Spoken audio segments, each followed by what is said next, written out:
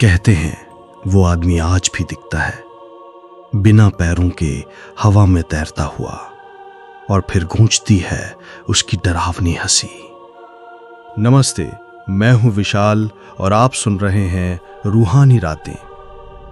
हिमाचल प्रदेश के ऊंचे नीचे रास्तों और बादलों की चादर ओढ़े हुए वादियों में बसी है एक सुरंग, टनल नंबर 33, जिसे बड़ोक सुरंग के नाम से भी जाना जाता है।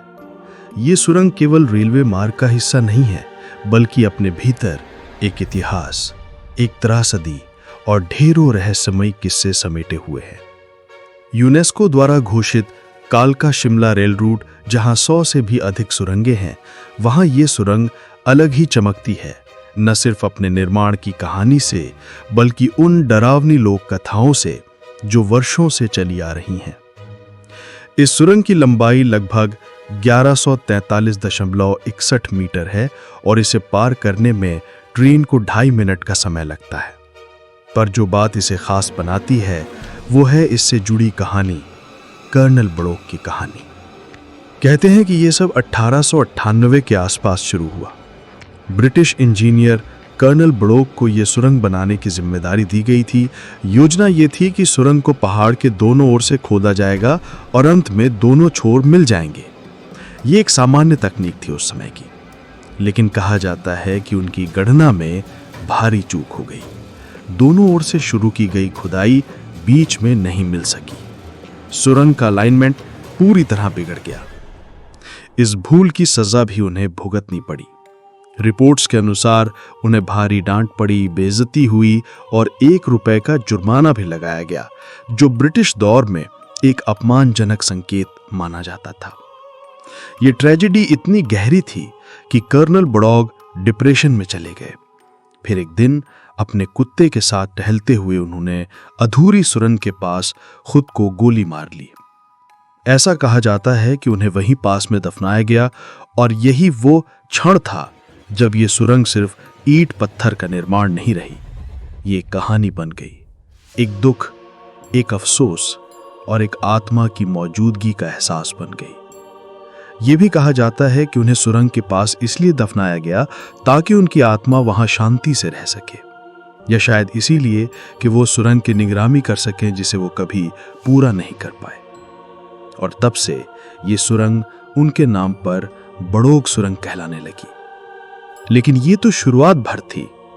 वर्षों बाद कुछ कॉलेज छात्रों, जिनमें विवान नाम का एक छात्र भी था, उन्होंने सुरंग के बारे में सुना।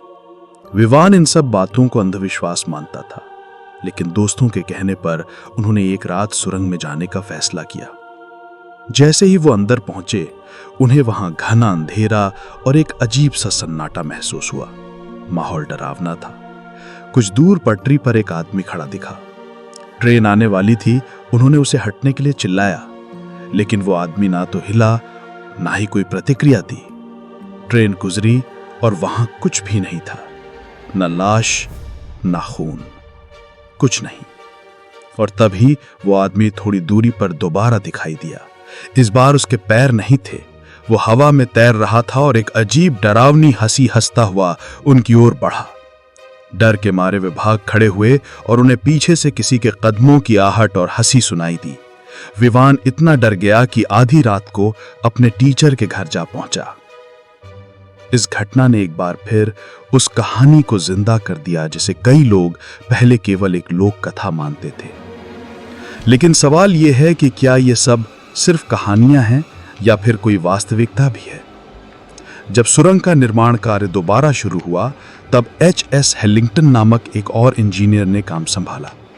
कहा जाता है कि तब भी कुछ अजीब घटनाएं होने लगी थीं।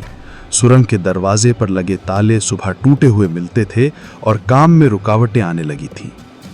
तब स्थानीय लोगों ने सुझाव दिया कि एक संत हैं, बाबा भालकू, जिनसे मदद ली जानी चाहिए। बाबा भालकू को बुलाया गया। उन्होंने जगह का निरीक्षण किया और कहा गया कि उन्होंने अपनी छड़ी से सुरंग की सही दिशा बताई। उनके मार्गदर्शन से ही सुरंग को सही ढंग से पूरा किया जा सका। तो अब इस कहानी में अब 3 प्रमुख किरदार बन गए, कर्नल बड़ोक, इंजीनियर हेलिंगटन और बाबा भालकू। एक त्रासदी, एक रहस्य और एक आध्यात्मिक हस्तक्षेप, यही तीनों मिलकर बढ़ोक सुरंग को एक लोक गाथा बनाते हैं। लेकिन यहां एक मोड़ आता है। कुछ लोग, विशेषकर इतिहासकार, इन बातों पर सवाल उठाते हैं। उनके अनुसार उस समय के रेलवे रिकॉर्ड्स में ना तो किसी कर्नल बढ़ोक का नाम मिलता है, न ही उनकी आत्महत्या का कोई उल्लेख मिलता है।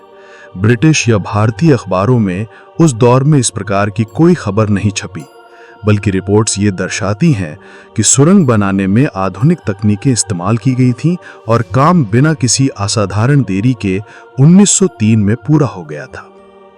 यह भी कहा जाता है कि जो अलाइनमेंट एरर की बात कही जाती है उसका कोई प्रमाणिक सबूत नहीं है। तो सवाल यह है कि क्या कर्नल बढ़ौक का पूरा अस्तित्व एक लोक कथा है? क्या यह सिर्फ एक स्थानीय किंवदंती है जो समय के साथ एक भूतिया कहानी में बदल गई, या फिर ये वो सच्चाई है जो कागजों में नहीं, लोगों के अनुभवों में लिखी गई है? इस सवाल का कोई सीधा जवाब नहीं है, क्योंकि कहानियां हमेशा दस्तावेजों से नहीं बनती। वो अनुभव, डर, अफवाह, संस्कृति और भावनाओं से भी जन्म लेती हैं। पहाड़ों की वो नीरवता, सुरंग की सर्द दीवारें और अधूरी कहानी सब मिलकर उस जगह को एक रहस्य बना देती हैं। आज भी जब ट्रेनें उस सुरंग से गुजरती हैं तो कुछ यात्री कहते हैं कि उन्हें अजीब सी ठंडक, एक अदृश्य उपस्थिति या छाया का एहसास होता है। कुछ मानते हैं, कुछ नहीं, लेकिन हर किसी के मन में एक सवाल रह जाता है कि क्या वाकई वहां कोई है? शायद यही कारण है कि बढ़ोक सुरंग आज भी एक पर्यटक आकर्षण है।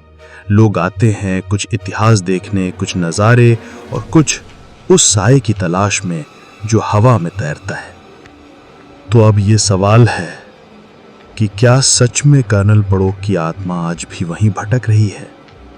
क्या वो अधूरी सुरंग अब भी किसी अधूरी कहानी को पुकारती है, या फिर ये सब बस इंसानी दिमाग की बनाई एक रहस्यमयी परछाई है?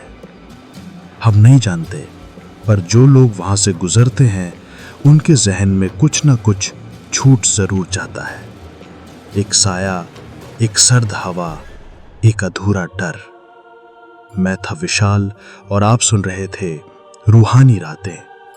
अगर आपको ये कहानी महसूस हुई तो अगली बार किसी सुरंग में दाखिल होने से पहले 2 बार सोचना। शुभ रात्रि।